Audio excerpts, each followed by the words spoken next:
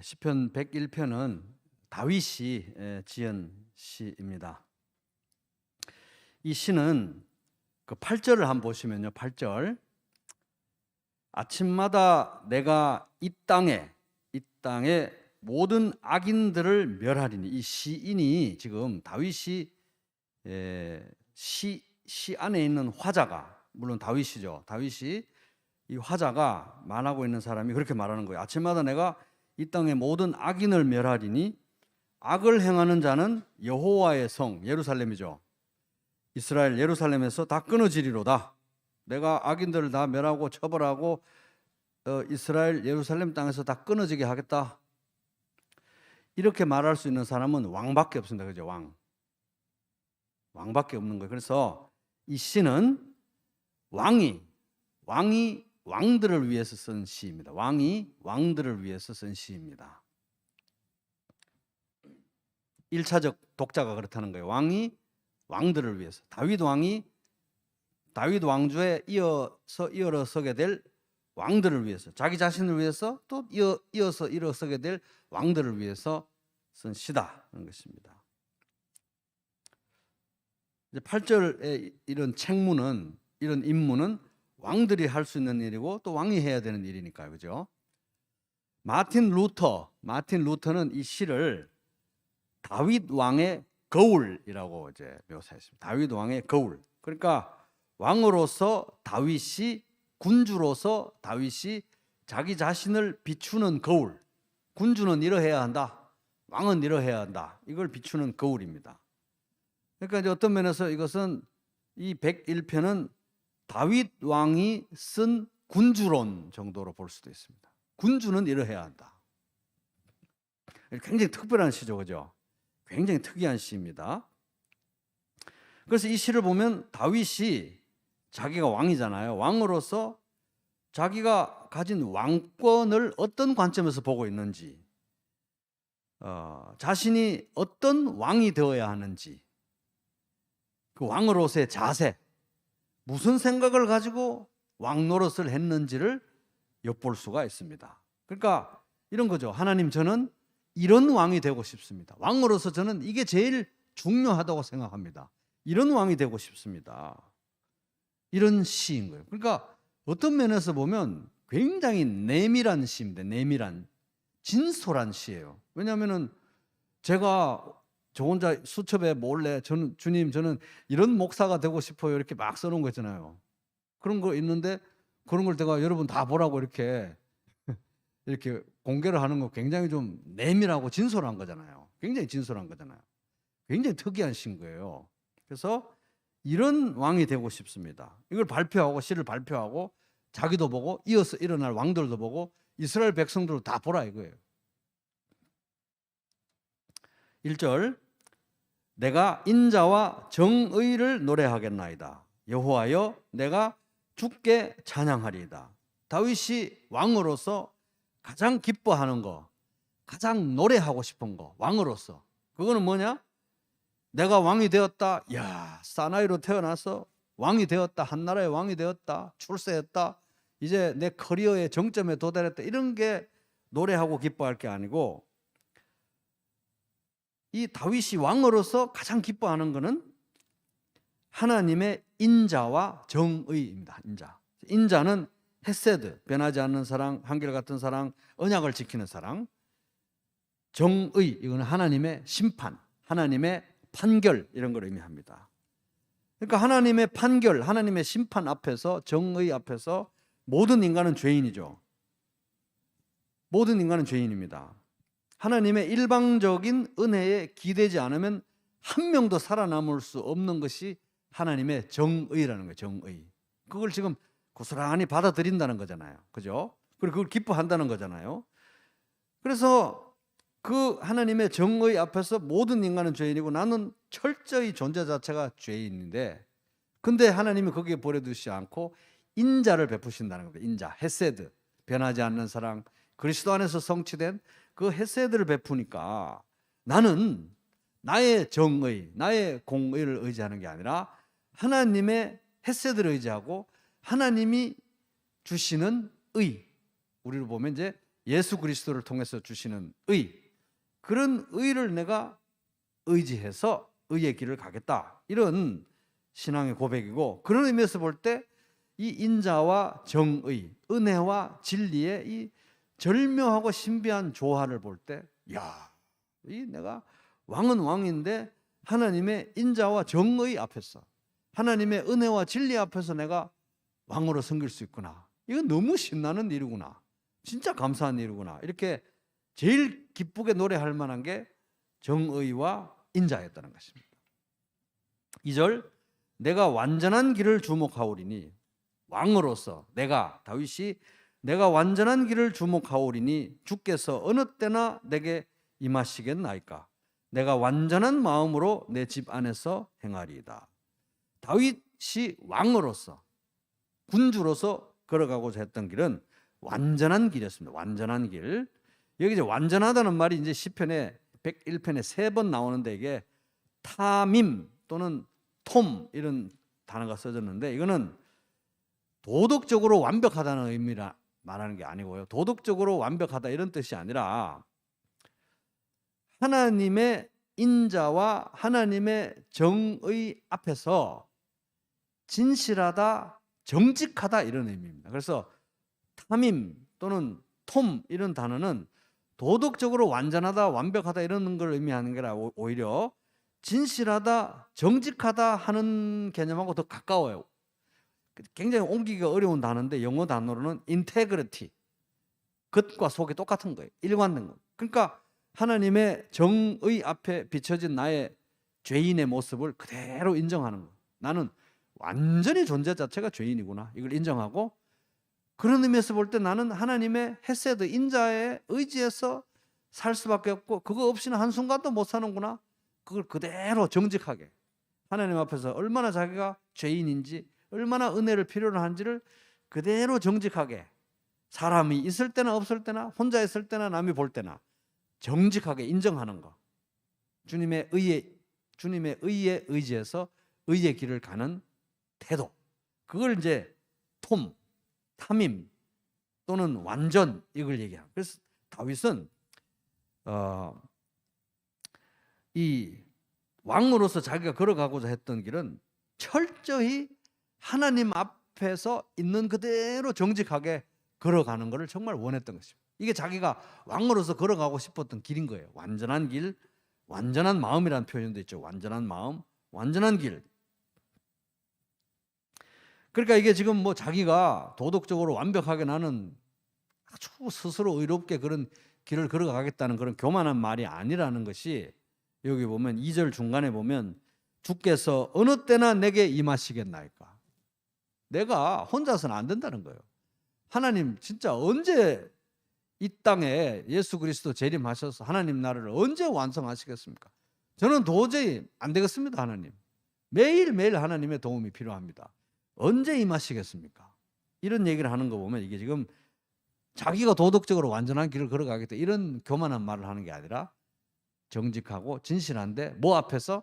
하나님의 인자와 정의 앞에서 진실하게, 정직하게, 나는 죄인이고 주님의 은혜로 밖에는 살 수 없다, 한순간도 그게 없으면 살 수 없다는 그런 삶의 태도로 내가 살아가겠다. 이게 지금 다윗이 쓴 군주론인 거예요. 군주로서 제일 중요한 건 하나님 앞에서 정직하고 진실하게, 겉과 속이 똑같게 하나님 은혜에 기대서 그렇게 살고자 했던 게 다윗이 가장 중요하게 생각했던 왕의 길이라는 겁니다. 왕의 길. 그렇게 나는 살고 싶다.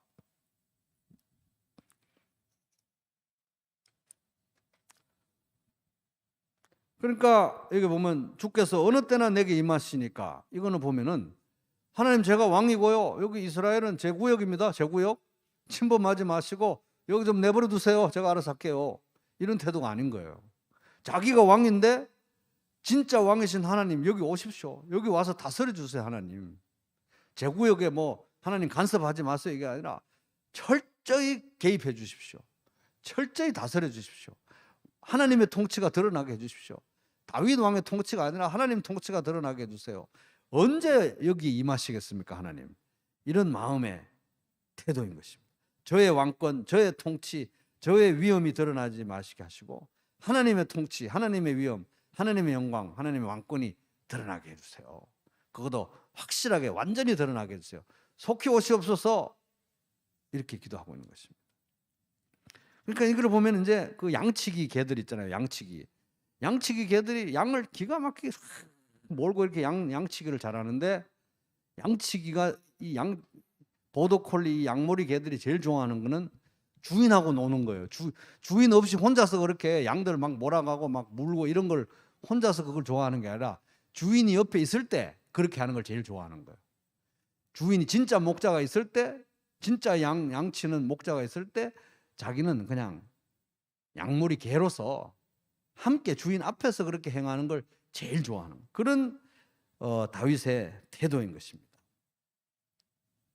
이게 이제 완전함의 길, 온전함의 길, 진실함의 길, 정직함의 길인 것입니다. 3절, 나는 비천한 것을 내 눈앞에 두지 아니할 것이요 배교자들의 행위를 내가 미워하오리니 나는 그 어느 것들도 붙들지 아니하리이다. 이게 비천한 것은 악하고 무가치한 것들, 이거를 주님 저는 눈앞에 아예 두지도 않을 것입니다. 다른 번역을 읽어보면 내 눈앞에 악한 것을 두지 않겠습니다. 내가 빗나간 사람들, 하나님의 은혜와 하나님의 인자와 하나님의 그 통치에서 벗어난 사람들, 배교자들의 행위를 싫어하니 그들이 내게 붙어있지 않을 것입니다. 이게 왕으로서 다윗의 각오인 거예요. 군주로서 다윗의 각오인 것입니다. 하나님, 저는 제일 중요한 게 이 하나님 이외에 다른 것을 제가 섬기지 않겠습니다. 무가치하고 의미 없는 것들을 제 앞에 두고 쫓아가지 않겠습니다. 그게 제가 생각하는 군주의 가장 중요한 도입니다. 군주의 도리입니다. 하나님, 그런 왕이 되고 싶습니다. 우상 숭배하지 않고 말씀에 벗어나지 않고 정말 진실한 신앙으로 하나님을 섬기는 왕이 되고 싶습니다. 이게 이제 다윗의 각오인 거죠.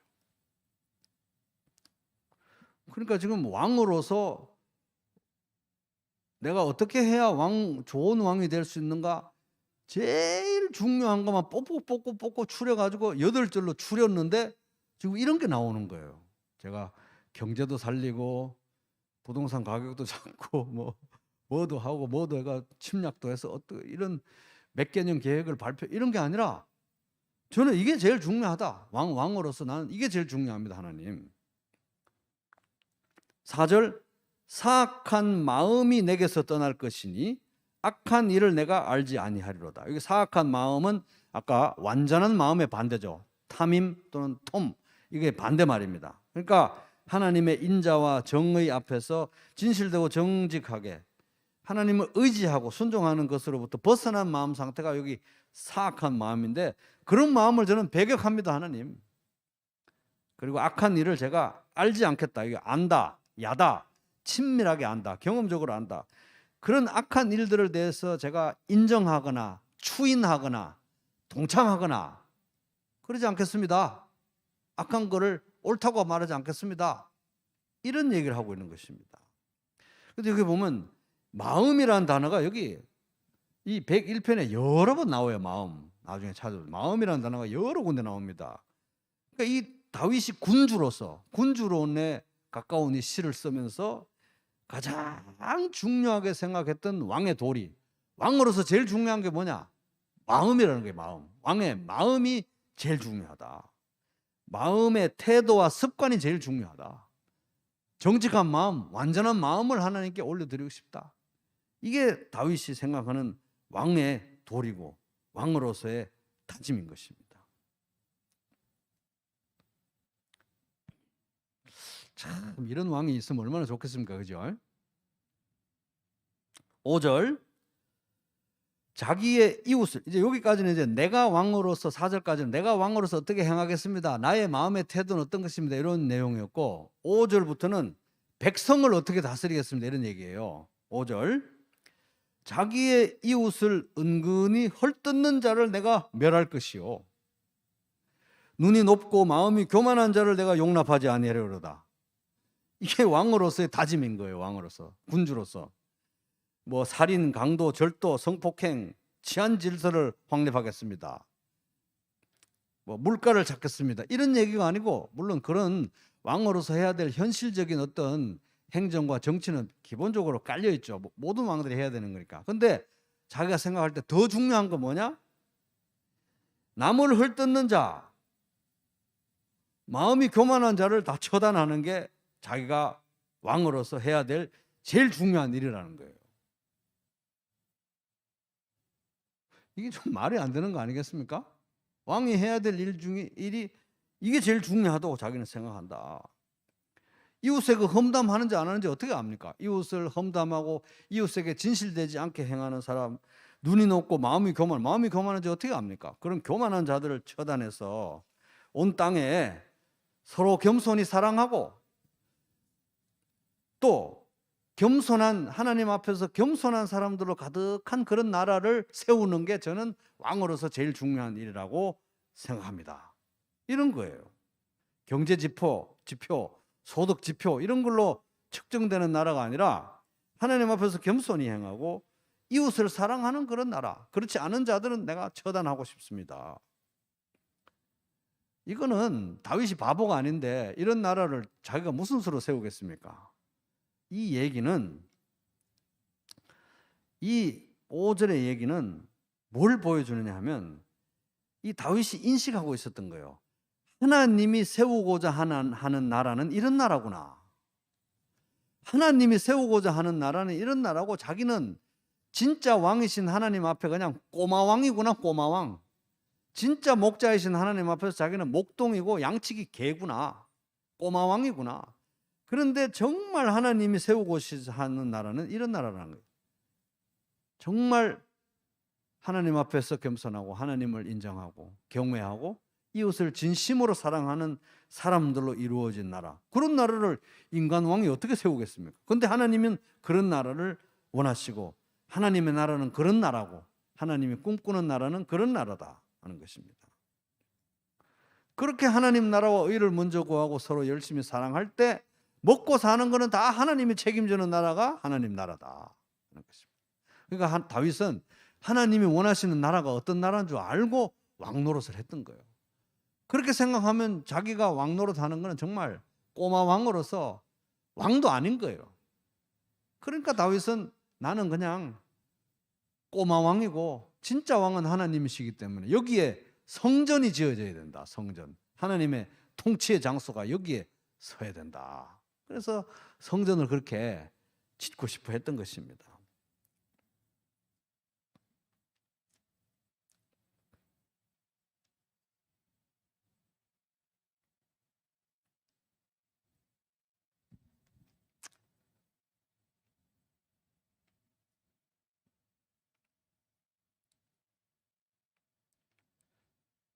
자기 자신도 뭐 밧세바를 범하고 충신을 이렇게 간교하게 죽이고 그런 사악한 마음을 품었던 일들이 있는 사람인데, 여기 이웃을 헐뜯는 자를 처단하겠습니다.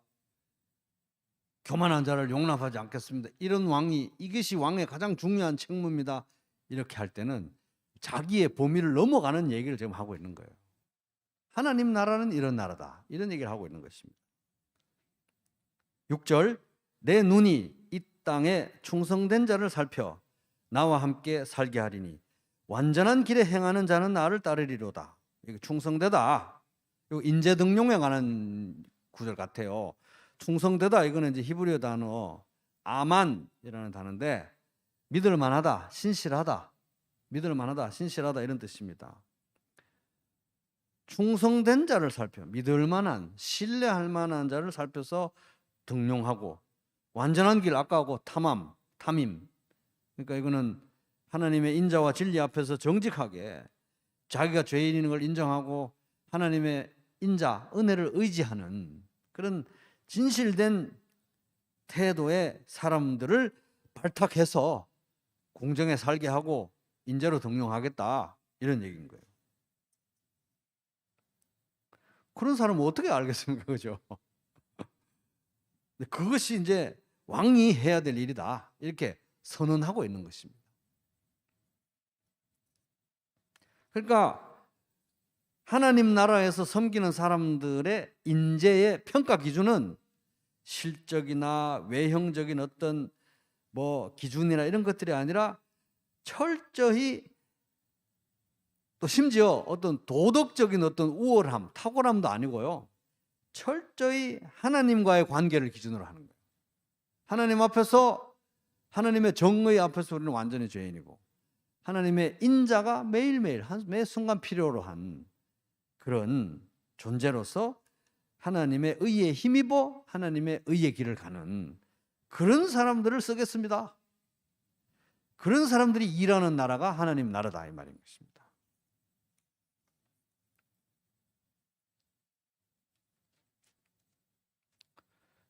그리고 여기 보면 또 하나님 나라의 일꾼들을 평가하는 가장 중요한 기준 역시 마음의 상태인 거예요. 마음의 상태. 완전한 길을 가는지 안 가는지 그거는 전적으로 자기 마음의 문제지 어떤 뭐 겉으로 볼 수 있는 실적이 아니잖아요. 그러니까 하나님 나라에서 일하는 인재들은 제일 중요한 것 역시 마음의 태도, 마음의 습관이다 하는 것입니다. 7절, 거짓을 행하는 자는 내 집 안에 거주하지 못하며 거짓말하는 자는 내 목전에 서지 못하리로다. 왕으로서 인재들을 평가할 때 가장 치명적인 결격 사유는 거짓 때문에, 거짓 때문에. 하나님의 정의 앞에서 자기가 얼마나 타락한 죄인인지 인정하지 못하는 것, 하나님의 은혜 앞에서, 인자 앞에서, 헤세드 앞에서 얼마나 매 순간 자기가 헤세드를 필요로 하는지 인정하지 않는 게 다 거짓인 거예요. 그걸 철저히 인정하면서 하나님의 의에 힘입어서, 그렇다고 해서 뭐 태만한 삶이 아니라 하나님이 가라고 하신 의의 길을 가는, 그게 제일 중요한데 그 반대, 그런 것들을 인정하지 않는 것이 거짓이죠.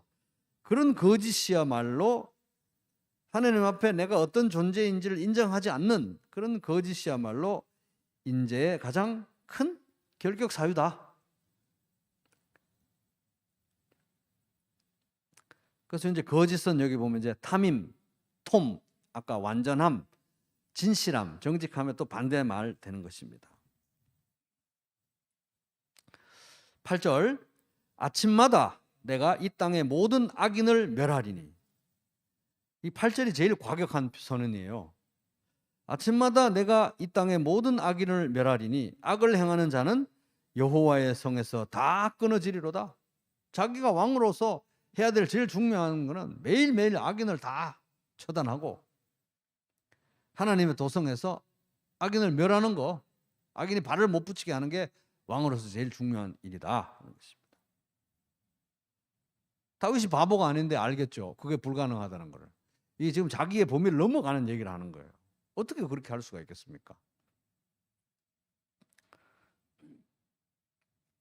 그럼에도 불구하고 그것은 하나님이 꿈꾸시는 나라의 왕이 해야 될 가장 중요한 일인 거예요. 또 하나님의 나라는 그런 나라인 것입니다.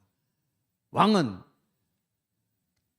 철저한 긍휼을 가지고 우리를 긍휼히 여기시고 구원하시는 분이시기도 하지만 악을 방관하지 않는, 악을 처단하는 정의와 공의의 왕, 그게 하나님 나라의 왕인 거죠. 왕의 책무인 것입니다. 그러니까 자기는 뭐 자기 왕권이나 왕의 어떤 왕으로서 자기가 하는 일들을 생각하면 자기는 정말 아무것도 아닌 것이, 하나님의 왕권에 비하면 진짜 꼬마왕에 불과한, 목동에 불과한 그런 상황인 것입니다.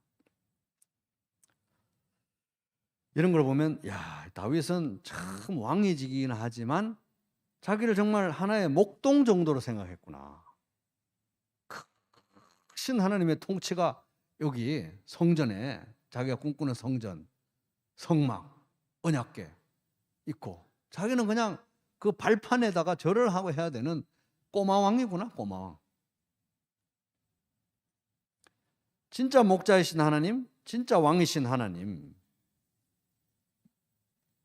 이제 그 하나님을 바라보고 또 그가 보내주실 기름 부음 받은 자, 그가 보내실 왕, 메시아, 예수 그리스도가 오시고 다윗의 후손으로 오시고 진짜 왕으로 다스리고 통치할 것을 내다보고 간절히 기원하는 마음으로 이 시를 썼다고 보여집니다. 그러니까 다윗은 정말 이 현실과 이상의 엄청난 괴리 속에서도 노래할 수가 있었던 거예요. 하나님의 인자와 공의를. 왜? 하나님은 인자와 공의 가운데 언젠가는 반드시 하나님의 때에 하나님 방식으로 이런 나라를 이루실 것이기 때문에 현실과 이상의 엄청난 괴리 가운데서도 다윗이 제일 노래할 수 있었던 것은 하나님의 인자와 하나님의 정의, 노래할 수 있었던 것입니다. 왜? 하나님이 이 나라를 반드시 이루실 것이기 때문에 마치 지금 눈앞에 보는 것처럼 노래할 수 있었던 것입니다. 그 나라는 그리스도의 십자가와 부활로 시작이 되었고 다시 오심으로써 완성될 그 나라인 것입니다. 그 사이에 끼어서 사는, 이 사이에 나라의 시작과 완성 사이에 끼어서 살아가고 있는 사람들이 우리라는 것입니다. 그러니까 우리가 이제 나라가 임하시오며 뜻이 하늘에서 이룬 것 같이 땅에서도 이루어지다, 이렇게 매일 기도하면서 모든 일들 가운데 왕이신 하나님의 영광이 드러나게 하여 주시옵소서. 이름이 거룩히 여김을 받으시오며 이렇게 기도하는 것입니다. 그럼에도 불구하고 현실은 치열하죠. 현실은 너무 이상과 상반된 것들이 많습니다. 도대체 언제 하나님이 이 땅에 임하셔서 나라를 완성하시고 악인을 처벌하시고 주님의 자녀들을 높이 세워주실 것입니까? 매일매일 현실은 너무 치열하죠. 그래서 다윗의 기도는 뭡니까? 2절, 내가 완전한 길에 주목하오리니 주께서 어느 때나 내게 임하시겠나이까? 어느 때 주님 임하시겠나이까? 나라가 임하시오며 뜻이 하늘에서 이룬 것까지 땅에서도 이루어져야 되는데 언제 이걸 완성하시겠습니까, 주님? 이런 마음으로 살아갔던 것입니다. 그러니까 하나님의 왕되심, 하나님의 통치, 하나님 나라의 어떠함을 이해하고 또 나의 연약함, 나의 악함, 나의 정체성을 이해하고 그 사이에 끼어서 내가 해야 할 일을 아는 거예요. 내가 해야 될 일은 뭡니까? 근본적으로 불가능한 일이에요. 어떻게 자기가 왕이긴 하지만 사람들의 마음이 깨끗하고 정직한 사람들을 기용해서 일을 시키고 인재로 등용하고 악한 자를 처벌하고 사랑하고 서로 사랑하고 겸손히 행하는 나라를 무슨 수로 만들겠습니까? 절대 불가능한 일이거든요. 절대 불가능한 하나님의 통치를 이 땅에 드러내는 일인데 절대 불가능한 일을 하나님께서 맡기셨는데 그럼에도 불구하고 하나님을 의지하고 나는 이 땅에서 통치의 대행자로 거기에 하나님의 통치에 참여해야 되는구나 하는 것입니다. 그러니까 이제 이 어마어마하게 불가능한 일, 그럼에도 불구하고 맡기신 일 사이에서 하나님 나라의 완성을 바라보고 하나님의 왕권을 바라보면서 내가 왕으로서 해야 될 일들을 하고 있었던 거예요. 오늘날도 저는 마찬가지라고 봅니다. 우리가 왕 같은 제사장으로서, 복음의 제사장으로서 하나님 나라의 확장은 복음을 통해서 되어 가는데 그렇지 않습니까? 여기 완전함 가운데 거하는 자들, 자기의 죄성을 인정하고 하나님의 은혜에 의존해서 복음을 붙들고 살아가게 될 완전한 자들을 한 명이라도 더 만들어 가지고 하나님 나라가 확장되게 하는 게 이게 지금 하나님이 하시는 일이고 또 하나님이 하셔야 되는 일인데 이 말도 안 되는 일을 또 우리한테 맡기신 거거든요. 왕 같은 제사장이라고. 말도 안 되는 일을 맡기신 거예요. 할 수 없는 일인데. 원초적으로 할 수 없는 일. 그러니까 우리가 하는 것이 아니라 그 일을 이루어 가시는 그리스도의 통치에 우리가 숟가락 얹는 거구나. 참여하는 것이구나 하는 걸 우리가 알 수 있다는 것입니다.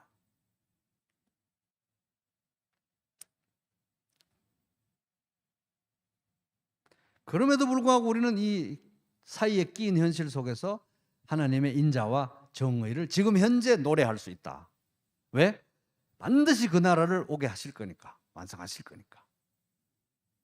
그래서 미래에 있을 일이지만 당겨서 찬양하고 노래할 수 있다 하는 것입니다.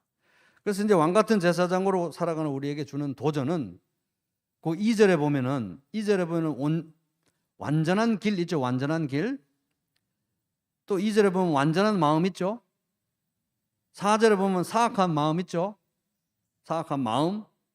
5절에 보면 마음이 교만한 자, 또 마음 나오죠. 6절 완전한 길. 이게 다 뭡니까? 다 마음에 관한 거예요. 마음에 관한 거. 다윗 왕은 군주가 제일 중요한 게 뭐냐? 마음이라는 거예요. 마음. 하나님 앞에서 살아가는 정직한, 철저히 은혜에 의존하는, 그리스도에게 의존하는 그런 마음의 태도, 진실한 마음, 신앙의 태도, 마음의 습관. 마음이 제일 중요하다. 하나님 앞에서 마음 상태가 마음이 제일 중요하다. 눈에 보이지도 않아요. 마음의 상태는. 하나님만 보실 수 있는 거잖아요. 하나님만 보실 수 있는 거.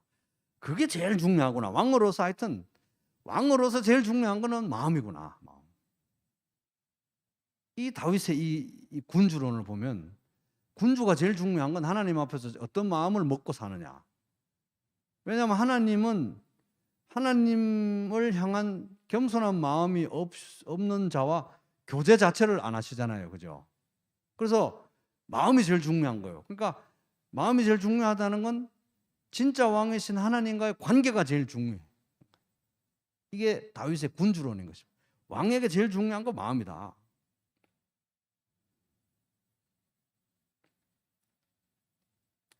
그리고 백성들도 그런 마음의 태도와 습관을 가지고 살아가도록 인도하는 것이 왕에게 제일 중요하다. 하여튼 마음이 제일 중요하다.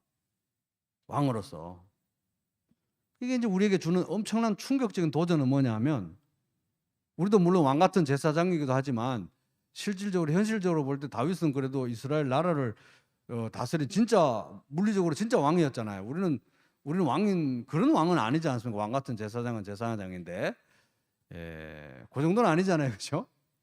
근데 그런 다윗에게 있어서도 왕으로서 제일 중요한 게 마음이었어요. 마음의 상태, 마음의 태도, 마음의 습관, 진실한 태도, 완전한 길인데, 그러니까 제일 그 내면과 성품의 방점을 찍고 있었던 거예요, 다윗이. 그렇다고 하면 하물며 오늘날 그래도 우리 한 나라를 다스리는 그런 왕은 아닌데, 그래도 왕 같은 제사장인데, 왕 같은 제사장으로 사는 우리는 하물며 얼마나 더 그러하겠느냐 하는 것입니다. 제일 중요한 것은 어차피 우리에게 맡기신 일들은 우리의 범위를 넘어가고 하나님이 개입하셔야 하는 일이고, 우리는 하나님이 하시는 일에 참여하는 거예요. 예를 들어서 이제 저한테 적용을 해보면, 목회를 하는데 성도 한 명을 제가 변화를 시킬 수 있겠습니까? 주일 학생 한 명을 변화시킬 수 있겠습니까? 이 주변에 있는 구도자들 중에 한 명을 구원해서 거듭나게 하겠습니까? 가만 생각해 보면 하나님 정말 너무한 거 아니에요? 원초적으로 할 수 없는 일을 맡기셨단 말이에요. 누구도 마음대로 되는 사람이 없고, 누구도 마음대로 복음을 막 머리에 집어넣어가지고 구원받게 할 수 있는 일 할 수가 없는데, 이거를 나한테 이 부평교회에서 하라고 맡기신 건 어떻게 보면 너무한 일인데, 그런 외형적인 실적, 교회가 얼마나 사이즈가 크고 외형적으로 어떻게 되고, 이런 것들은 전적으로 어떻게 보면 하나님이 주시는 것인데, 그럼 제가 이제 다윗이 군주론을 썼듯이 제가 저의 목회론을 쓴다고 하면, 시 하나로 쓴다고 하면, 거기서 제일 중요한 게 뭐겠습니까? 바로 마음의 태도와 마음의 습관. 하나님 앞에서 내가 어떤 마음을 드릴 것이냐, 내가 예수님을 얼마나 닮았느냐, 내면적으로 남들이 못 보는 거 얼마나 닮았느냐. 그러니까 사실 내가 얼마나 큰 일을 이룬가는 그냥 겉멋이고, 왜냐하면 그것들은 다 하나님이 하시는 거예요. 영혼을 구원받게 하고 변화시키는 건 전적으로 하나님 하시는 일이니까, 그 일에 숟가락을 얹어서 참여하면서 내가 마음이 예수님을 더 사랑하고, 마음이 내면으로부터 변화가 일어나서 행동이 변하고 삶이 변하는 그런 거 있잖아요. 그죠? 그래서 마음으로부터 예수님을 닮아가는, 이게 목회론을 만약에 이 8절로 된 시를 쓴다 하면 그게 방점이 돼요. 여기 계속 마음을 얘기하잖아요. 그죠? 왕도 그랬듯이 저도 그래야 할 것입니다. 마찬가지로 여러분도 마찬가지시겠죠. 어디서 뭘 하든 간에, 직장 생활을 하시든 가정에서 목자를 하든 성도로서 각 부분에서 이 교회를 이루는 사람으로서 뭔가를 할 때 제일 중요한 게 뭐겠어요? 제일 중요한 것은 바로 마음의 방점을, 보이지 않는, 아무도 못 보는, 하나님만 보는 이 마음의 상태, 마음의 습관, 마음의 태도, 이것이 제일 중요하다. 그래서 아마 다윗은 하나님이 그래서 하나님 마음에 합한 사람이라고 한 이유가 바로 그거 같아요. 이 사람은 완벽했다는 게 아니라 철저하게 진실되었습니다. 그러니까 저는 진짜 죄인입니다, 하나님. 진짜 하나님 없이, 은혜 없이는 한순간도 살 수 없군요. 이것에서 흔들리지는 않았던 것 같아요. 완전한 삶은 살지 못했고 하자와 오류가 많고 죄도 많았잖아요. 악한 일도 실수도 많았지만, 그래서 우리가 이 예수 그리스도의 이 복음을 우리가 마음 중심에 두고, 그러니까 저 같은 경우는 목회론을 쓴다고 하면 뭐겠습니까? 이제 철저하게 가장 하나님께서 원하시는 것은 예수님 가장 가까이에서 연합해서 예수님께 더 시선을 집중하고 예수님을 더 절실하게 사랑하고 예수님을 더 가까이에서 따라가는, 너나 잘 아세요, 저 자신의 변화, 내면으로부터 나오는 인격적인 성숙, 그리스도를 닮아가는 변화, 이것이 결국은 제가 만약 목회론을 대로 이제 살아서 부평교회에서 무사히 사역을 마치고 하나님 나라에 도달했을 때 하나님께서 가장 귀하게 보실 부분은 바로 그리스도와 얼마나 동행하고 이 모든 많은 일들 속에서 얼마나 업적을 이루고 대단한 걸 성취하고 뭐 이런 것들은 다 그냥 하나님께서 하시는 거니까, 얼마나 그리스도를 닮아가고 얼마나 그리스도를 사랑하고 얼마나 그리스도 앞에서 마음의 태도가 변했는가, 정말 하나님만 보시는 이 부분이 아마 하나님께서 제일 소중하게 계실 것이고, 그게 제가 목회론을 쓴다고 하면 제일 중요하게 방점을 찍어야 되는 부분이다 하는 것입니다. 우리 성도들도 다 마찬가지죠. 다 마찬가지인 것입니다. 그리스도 더 사랑하고 그리스도 더 닮아가고 그리스도께 더 집중하고 그리스도와 연합에 더 붙드는 가운데 인격의 변화, 성령의 열매, 예수님 닮아감, 이런 것들이 우리 성도들의 삶에, 교회를 이루어가는 삶에 정말 하나님만 보시는 거니까 이런 열매들이 맺어지게 되기를 바랍니다. 그래서 그런 삶의 열매, 이건 이제 좀 신학적으로 하면 성화잖아요, 성화. 어떤 친구 목사님이 그러더라고요. 자기가 이렇게 생각을 해보니까 목회를 해서 뭐 성공을 얼마나 하겠나, 목회도 맨날 지지부진하고 이런데 가만히 생각해 보니까 하나님 나라에 도착해서 내가 뭐라도 이렇게 하나님께 선물로 드릴 게 뭐가 있을까? 선물도 사실은 다 하나님께서 주시는 거기도 하지만 그나마 그래도 선물로 드릴 게 뭐가 있을까? 이렇게 생각해 보니까 성화된 자기의 모습이 아니겠냐 이러더라고요. 참 맞는 말 같아요. 변화, 예수님을 닮은 나의 모습, 마음의 태도, 저 하나님만 보실 수 있는 그것을 하나님께 선물로 드릴 수 있지 않겠는가. 물론 그것도 하나님이 주신 것이지만, 그래서 하여튼 이 하나님 나라에서 가장 중요한 건 인테그리티, 정직함, 진실함, 하나님의 인자와 정의 앞에서 진실함, 겉과 속이, 또 사람이 있을 때나 없을 때나 인테그리티, 일치하는, 그거 이제 여기도 어려운 말로 완전한 길, 완전한 마음. 그래서 나의 진짜 모습은 어떤 겁니까? 아무도 없을 때 내가 진짜 나예요. 아무도 없을 때는 모습이 나의 모습인 것이. 하나님만 볼 때 나의 모습이 진짜 모습인데, 하나님만 볼 때의 내 모습이 하나님이 가장 중요하게 생각하는 모습이다 하는 것입니다. 그걸 지금 다윗이 이 군주론으로 압축한 이 시에서 하나님만 볼 수 있는, 나 혼자 있을 때 그 모습의 변화가 하나님께서 제일 중요하게 생각하는 것이다. 그래서 정말 진실하게, 은밀하게 진실하게, 아주 개인적으로 가까이 예수님을 더 사랑하고 예수님을 더 가까이 모시고 예수님을 다 뚫어져라 생생하게 바라보고, 이렇게 해서 내면, 저 깊은 내면으로부터의 변화가 일어나서 예수님을 더 닮아가고 마음의 태도와 변화가 더 예수님 가까이 다가가는, 그래서 신앙의 겉모습은 쫙 빼고 정말 하나님만 보실 수 있는 나의 변화가 일어나는, 그래서 외형적인 열매는 그냥 덤으로 하나님께서 주시는 그런 주님과 동행하는, 주님 안에 거하는 복된 한 해 되시기를 주님의 이름으로 축복합니다.